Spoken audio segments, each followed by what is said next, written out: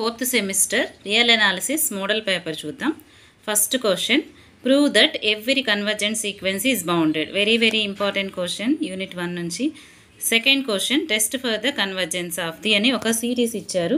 మనం ఏదైనా ఇవ్వచ్చు. ఇక్కడేమో square root of n cube plus 1 minus n cube root n cube అని ఇచ్చారు. అలా సిరీస్ మీద ప్రాబ్లమ్స్ చేయొచ్చు. థర్డ్ క్వశ్చన్ ఏంటంటే ఒక సిరీస్ ఇచ్చి అది అబ్సల్యూట్లీ కన్వర్జెన్సా అని చూపించమన్నారు.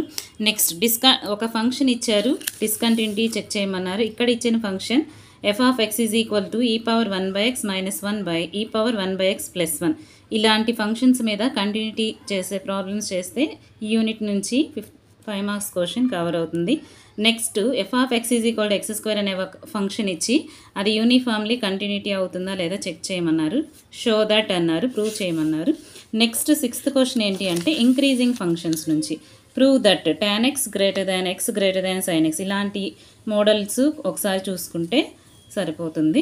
Next 7th question, discuss the applicability of roles theorem అంటే రోల్స్ థీరం మీద ప్రాబ్లమ్స్ ఇచ్చారు షార్ట్ ఆన్సర్కి. 8th క్వశ్చన్ ఏంటంటే మోనోటానిక్ అంటే 5th యూనిట్ నుంచి మోనోటానిక్ అయితే రీమాన్ ఇంటిగ్రిటీ చెక్ చేయాలి. Very important question. అలా 8 క్వశ్చన్స్ ఇచ్చారు, 5 క్వశ్చన్స్ రాయాలి. 5 × 5 25. ఒక్కొక్క యూనివర్సిటీ ప్యాటర్న్ మారుతూ ఉంటుంది. ఆంధ్రకేసరి యూనివర్సిటీ అయితే కనుక 10 క్వశ్చన్స్ ఇస్తున్నారు, 5 రాయాలి. 9thలో ఏ question, a monotonic sequence is convergent if and only if it is bounded. Unit 1 నుంచి వెరీ ఇంపార్టెంట్ థీరం. అలానే ఒక్కొక్కసారి అది కానీ ఇవ్వకపోతే Cauchy's general principle of convergence theorem ఇచ్చే అవకాశం ఉంటుంది. ఒక థీరం ఒక ప్రాబ్లం ఖచ్చితంగా వస్తాయి కాబట్టి ఈ 2 థీరమ్స్ ఖచ్చితంగా నేర్చుకోవాలి. Next Cauchy's general principle of convergence అని ఇచ్చి యూజ్ చేసుకుని ఒక ఎస్ఎన్ను కన్వర్జెంటా కాదా అని మనం ప్రూవ్ చేసుకోవాలి. నెక్స్ట్ యూనిట్ 2 నుంచి 10th క్వశ్చన్ ఏంటి అంటే Cauchy's nth root test. Unit 2లో 2 థీరమ్స్ వెరీ ఇంపార్టెంట్. ఏంటి అంటే Cauchy's nth root test and D'Alembert's ratio test. ఈ రేషియో టెస్ట్ కూడా ఇచ్చే అవకాశం ఉంటుంది. దానికి సంబంధించిన ప్రాబ్లమ్స్. నెక్స్ట్ ఇక్కడ ఇంటర్నల్ చాయిస్ ఉంటుంది ఎస్ఏ క్వశ్చన్స్లో. నెక్స్ట్ 11th క్వశ్చన్ చూసినట్లయితే యూనిట్ 3 నుంచి f(x) అనే ఒక ఫంక్షన్స్ ఇస్తారు మనకి. ఇలా 2x + 3 if x <= 1 అని, ax² + b if 1 < x < 3 అయితే ఇలా ఫంక్షన్ ఇచ్చి అది కంటిన్యూస్ అయితే a, b వాల్యూస్ కనుక్కోమని ప్రాబ్లం ఇచ్చారు. అలా ఏదైనా ప్రాబ్లం ఇవ్వచ్చు, a, b వాల్యూస్ కనుక్కునే ప్రాబ్లం. నెక్స్ట్ ఇంకో క్వశ్చన్ ఏమి ఇచ్చారు అంటే యూనిట్ 3 నుంచి ఇది మోస్ట్ వెరీ ఇంపార్టెంట్ థీరం.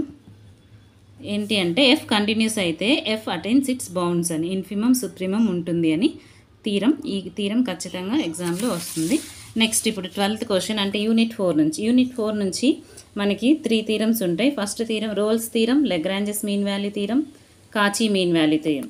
ఇందాక షార్ట్ ఆన్సర్స్లో చూసినట్లయితే 7th క్వశ్చన్ రోల్స్ థీరం మీద ప్రాబ్లం ఇచ్చారు. ఇప్పుడు ఇక్కడ 12th question Lagrange's mean value theorem ఇచ్చారు. అలానే 12లో B Cauchy mean value theorem మీద ప్రాబ్లం ఇచ్చారు. అంటే ఈ 3 థీరమ్స్ అలానే 3 థీరమ్స్ మీద ప్రాబ్లమ్స్ చూసుకుంటే 15 మార్క్స్. ఒక ఎస్ఏ క్వశ్చన్ రాయొచ్చు, ఒక షార్ట్ ఆన్సర్ రాయొచ్చు. 13th క్వశ్చన్ ఏంటి అంటే Riemann integrability, necessary and sufficient condition for Riemann ఇంటిగ్రబిలిటీ.